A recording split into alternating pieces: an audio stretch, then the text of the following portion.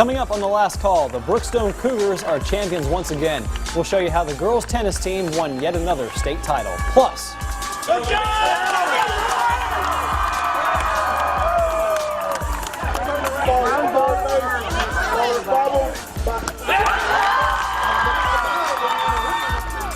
Lakeside wins its first title in 19 years, while Calvary Christian wins its second in a row. We'll take you inside those championship games. That and much more is all on The Last Call, and it starts right now.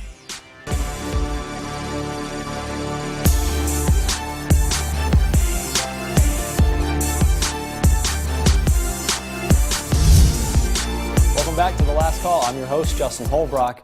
I did it last year, so you know I had to do it again this year. Happy Mother's Day to all the moms out there, especially my mom. She's the best, and you should tell your mom the same thing too if you haven't already. All right, let's get to the sports thing that we do and run it back. The tennis team had one mission this year: redemption. They lost to Walker in the state finals last year and faced that same team again this year. The match was supposed to be played in Rome last Saturday, but rain moved it to Brookstone High School on Monday. Gracie Hemmings won the first set on Saturday, so she was one set away from winning the match. Here she is up 4-2, make it 5-2. Shot is long, so she's 1 point away from winning the match. Hemmings actually lost to the same player she was facing on Monday in Riley White, but this time it would be Gracie Hemmings who wins the match. Shot is wide and Brookstone leads the entire match 2-1. Over on number 2 doubles, Mary Stewart Mullen and Maria Eckstein tied at 5. Eckstein buries the overhand, point Cougs. Head coach Mary Lynn Comiskey giving the team some advice, and they're 1 point away from winning state. Mullins returns a high-arching shot, and Walker's return is too long. And that means the Lady Cougars of Brookstone are state champions once again. It's amazing. I've played tennis for 12 years, and this is how I wanted to go out. My dad told me, he said this is your home, you're gonna finish this match on your terms, and I've played 12 years for this, and this is how I go out. So I'm so happy. This has never happened, and I've been coaching 37 years. It's never happened where we didn't finish in a neutral site. So to come here to Brookstone and add a little more pressure for the girls, for sure. They were very nervous about that, but it was the best day ever.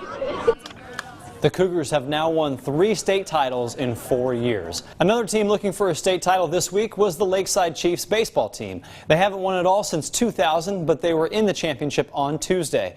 The Chiefs were taking on Autauga Academy at Riverwalk Stadium in Montgomery.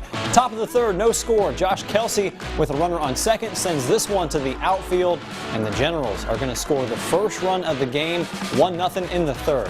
Chiefs now have a runner on second. In the bottom of the fourth, still down 1-0. Jakari Richardson hits a chopper to short, but the throw to first is high, and Taylor Grove scores the first run for Lakeside. It's 1-1. We jump ahead to the 6th inning, still 1-1. Jace James in a jam, but with the runner on third, he gets out with a strikeout to escape the 6th, 1-1. Bottom 7 still tied. Gover has a chance to win the game with runners on second and third, but a fly ball from Kieran Long, and he threw a great game too. We're headed to extras. Fast forward to the 10th, still 1-1. Brandon Leroy up with a man on second. Chopper gets through. Christian Beasley waved home, but he decides to stay put, and that was the right call. He would have been thrown out. And since he stayed at third, he was able to do this. Autauga gets the strikeout, but the ball gets away from the catcher, and Beasley races home for the game-winning run as the Chiefs take game 1, 2-1 in 10 innings. So we move to game 2. Lakeside now playing as the away team. No score through 4 innings, so we jump to the 5th. Bowdy walks, hits a liner up the middle. That's going to bring home Henry Reeves and Jakari Richardson. It's 2-0 Lakeside. Same inning. Austin Welsh, the ball going to get past the shortstop and to the left fielder, and he overruns it. Costly mistake. Walks going to score all the way from first, 3-0. Lakeside led 4-0 after the inning. They would score 4 more, so with 2 outs in the 7th, Gover has a chance for not only the complete game, but also a state title, and he gets it. Lakeside wins the AISA 2A state title for the first time in 19 years. I've won one myself when I was in high school, and I told them, I was like, people will remember you forever. I mean, you're going to be forever remembered around here. 30 years from now, you'll walk back into your hometown and you'll be remembered. And that's the nicest thing, the best accolade you can give a kid. Once the umpire said that, I just went crazy. I thought I was about to die in that dog pile, but it was still fun. That gave me goosebumps right there. It hasn't really hit me yet. I mean, it's just, I can't really explain it. It's amazing. It's crazy. It's great. It still hadn't even hit me completely yet, but it's something. I'm proud of our guys. I'm proud of Coach Ace. He's a really good coach. We're going to have big expectations next year. Is that a good thing or a bad thing? I think it's a good thing. I'm going to tell you it's a good thing. I think it's a good thing, too. Congrats, fellas. Last season, the Calvary Christian Knights finally knew what it was like to win a state championship. It was their first one ever, and the Knights baseball team did not wait around for another one. On Friday, Calvary took Game 1 10-3, scoring 8 runs in the 6th. It would not take that long to get runs in Game 2. Nick Morgan, the winning pitcher from Game 1, sends it to the gap in left center. That brings home Peyton Holloway. The Knights lead 1-0. Same inning, Jesse Donahoe gets a hold of one. This one stays in the park, but it's good enough to score Nick Morgan. The Knights scored 3 runs, in the top of the first. Knights add 2 more, so it's 5-1. Donahoe, this one is not coming back. He hit a home run in Game 1, so it's his second of the day. The Knights have a touchdown, 7-1 in the second inning. On the hill for Calvary Christian was senior Zachary Taylor. He has 6 strikeouts, now going for the complete game win and the state championship. Grounder to third, and there it is. The Calvary Christian Knights win their 2nd state title in school history and 2nd in a row, 15-1. They're a little bit different. It's just, different teams each year. The first one is obviously extremely special. The second one, getting a chance to see the guys, knowing that, again, at that point, you're the hunted. Coming back out, it's hard to win a state championship, but it's really hard to go back-to-back. It's great to see those guys be able to throw the last pitch and be the last one standing. I see Nick throw to first, and it was just amazing to see how everybody just came along and we finished it out. The opportunity to play this game has helped me out so much. I've loved this game, and to end out with a high has been amazing. This year we were really a family, and just really excited that we could do this as a team this year. I'm looking forward to next year. 1, 2, 3, More playoff action in Georgia with the Elite Eight. We'll start with Sly County hosting Commerce. Wildcats get the party started early. Bottom first, the pitcher Dylan Taylor hammers this offering over the wall in right field, and Sly County takes a 1-0 lead. Bottom second now, bases loaded for the Wildcats. Michael Wainwright knocks a line drive through the infield. Trent Bivens makes it home, and so does Ashton Gooden, and Sly County leads 3-0. Wildcats ended up getting 2 more to make it 5-zip. Top of the 4th, Taylor in a jam with the bases loaded, but with 2 outs, he gets the strikeout, and the Wildcats win Game 1 8-1. Wildcats now the visiting team in Game 2, same day, going for the sweep, but they're in trouble early. Bottom first, bases loaded. Chase Bridges hits a screamer down the third base line, and that'll clear the bases just like that. Commerce takes a 3-0 lead. We're still in the first with 1 out, and up next is Gray Holbrook. Good last name, but I think he mispronounced it or spelled it wrong. Either way, slaps one into right field. Will Slater comes home to make it 4-0 Commerce. Tigers would make 5-0 in the first. To the bottom of the 4th, Tigers lead 9-0 with 2 runners on. Colby Rogers ropes one down the third base line. 2 more score, that makes it 11-0, and that would be the final. So we had a Game 3 on Thursday. And in Game 3, the Wildcats were able to pull it off, beating Commerce 6-4. So that means Sly County is moving on to the Final Four. They'll host Irwin on Tuesday. Meanwhile, the Callaway Cavaliers hosting Bacon County on Wednesday. Cavs going for a 2nd straight trip to the Final Four. First inning, Callaway down 2-1. Luke Swan hits it between the shortstop and third baseman, and that's going to bring home Wes Marchman and Braylon Mitchell. 3-2 Cavs. Bacon County ties it at 3, but in the third, Mitchell hits another one between short and third. It goes all the way to the wall, and Marchman scores again from first. 4-3 Callaway. Cavs add 2 more, so it's 6-4. But in the 6th, bases loaded for Caleb Houston. Houston, we have liftoff. Grand slam for Bacon County, and the Raiders lead 8-6. But never count out Callaway. Bottom of the 7th, 1 out, and the bases jacked. Jabari Smith hits a grounder to second. Could be a game-ending double play, but oh no. The throw is off. That allows Marchman and Trent Shepard to score, and just like that, we're tied 8-8. Callaway can win with the walk-off, and that's exactly what happens. Wild pitch allows Braylon Mitchell to score the game-winning run, and the Cavs take Game 1 9-8. They also win Game 2 6-4 to advance to the Final Four. All right, let's get to some scores from teams on the road. Columbus playing North Oconee, but the Titans shut out the Blue Devils in back-to-back games to end Columbus's season. So we won't be getting a Columbus versus Northside matchup in the Final Four, but we will see the Pats in the Final Four because they swept Cartersville 3-1, followed by a 4-2 win in Game 2 to advance. And finally, the Harris County Tigers went on the road to Decatur. They put up a fight, but it wasn't enough as the Bulldogs sweep the Tigers, eliminating them from the playoffs. Also want to give a quick shout out to a few track athletes. The Shaw Boys 4x100 relay team took first place in Albany, Georgia on Saturday, and another Columbus athlete took home a state championship as well. Ian Rome from Columbus won first place in the triple jump. Congrats to those guys.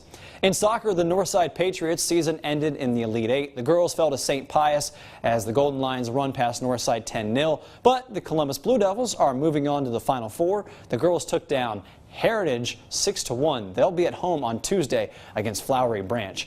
And finally, the season also came to an end for the Auburn girls soccer team. They lost to McGill-Tulane 2-0 in Huntsville in the Final Four. Still a great season. Still to come on The Last Call, we'll show you how the SEC softball tournament shaped out and take a look at the final weekend for the Auburn Tigers at home. And we've got to look back at the week that was for the Atlanta Braves, who are out west this week in LA and Arizona.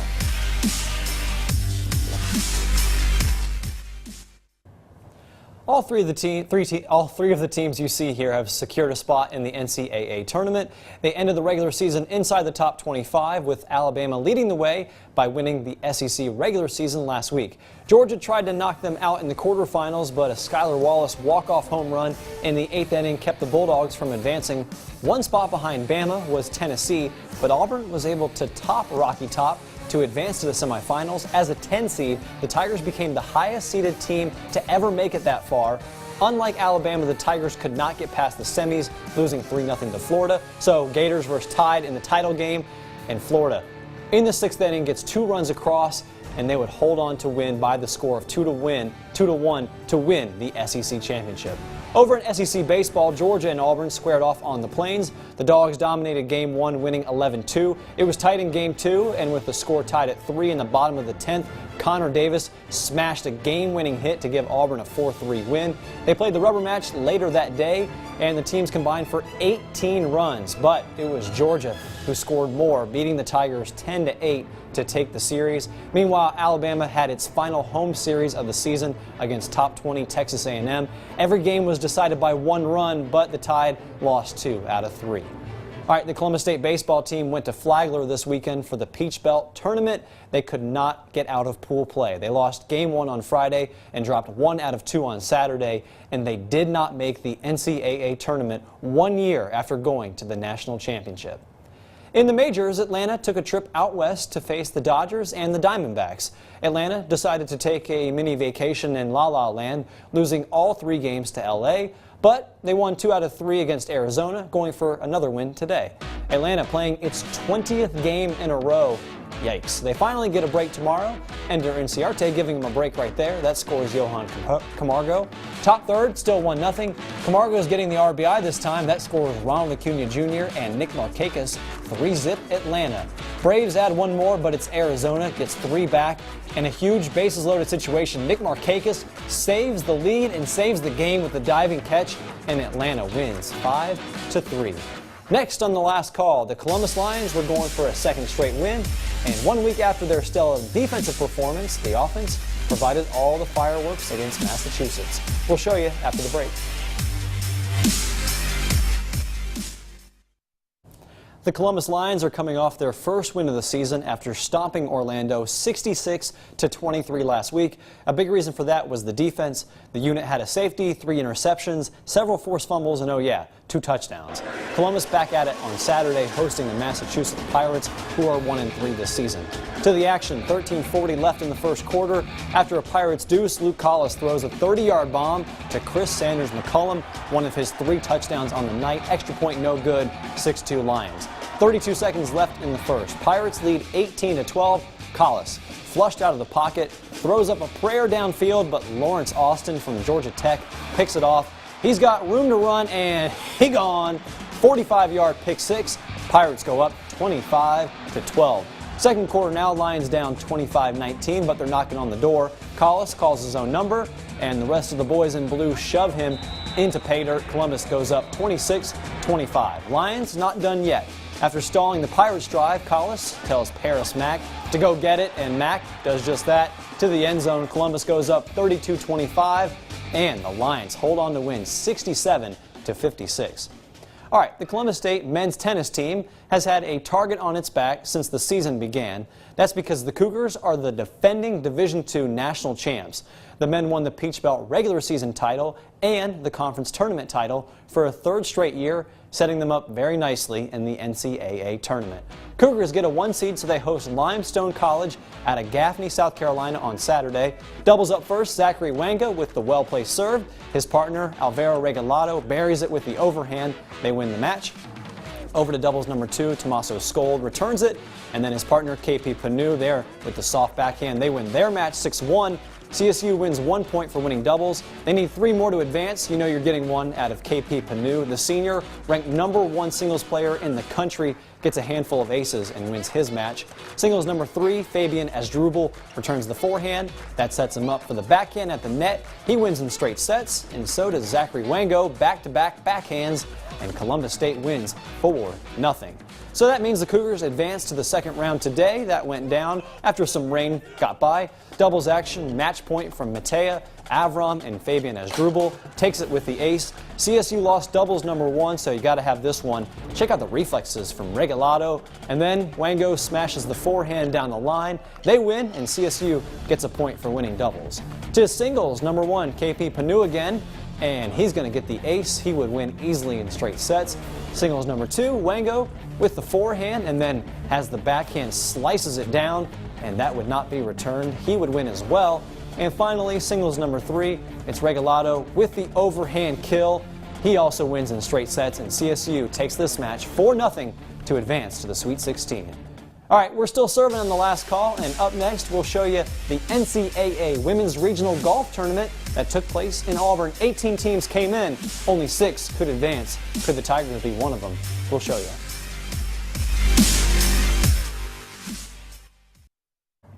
The number 14 Auburn women's golf team entered Wednesday's final round of the NCAA Regional, tied for 6th. That's 6th out of 18 teams, and only 6 can advance to the championship next week. Tigers had the benefit of playing in Auburn for this tournament. Elena Hualde Zuniga with a chance for birdie on 9. If it goes, Auburn takes sole possession of 5th place. Yes. Her day would only get much, much better. More on that in a bit. We jump to the 14th hole. Michael O'Berry with a chance for par, and she gets it. She finished 1 under par on the day, and so did her teammate Kaylee Telfer, the South African who played in the first ever Augusta National Women's Amateur last month, sinks this putt for par. And then Hualde Zuniga decides to go for it on 14, and that's the right move. Just a few feet away from the pin, she buries it for another birdie putt. She went 3 under on the day, 1 under in the entire tournament, as Auburn finishes in 5th place, good enough to advance to the championship next week. Back in town, Olivia Cochran helped the Carver Lady Tigers win their first ever state championship this past season. Now she's taken her game to the other side of the world. Cochran will be part of Team USA's under-18 3-on-3 team, and they will travel to Mongolia on May 26th. Last month, Cochran's 3-on-3 team beat out 11 other teams to win the national championship in Colorado. Cochran was named the MVP and earned 1 of 4 invitations to play for Team USA.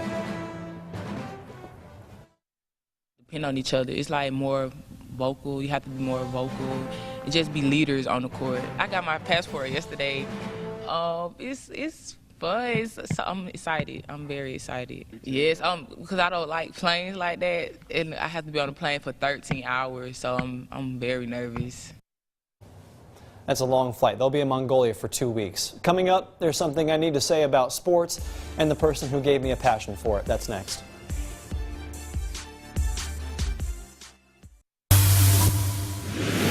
This show gives me a chance every week to share sports with you, and sharing sports is what I want to end on. One of the first people who got me hooked on sports was my papaw. Yesterday, he passed away peacefully at the age of 89. And I don't say this to make you sad or feel bad for me, quite the opposite. I have so many good memories, great memories actually, in the 24 years I had with him, and so many of those relate back to sports. Together we talked about them, watched them, and lived through them. A big part of sports is winning and losing, and he hated to lose.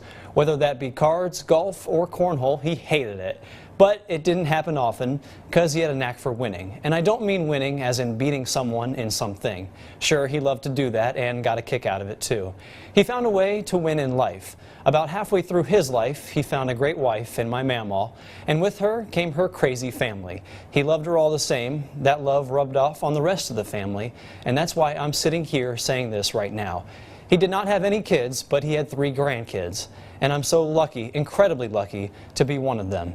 And that's a win I wouldn't trade for anything. We'll be playing cards and cornhole again in no time, Papal. Thanks so much for watching The Last Call. We're on every Sunday at 11:30. And once again, happy Mother's Day to all the moms out there. Good night, everyone.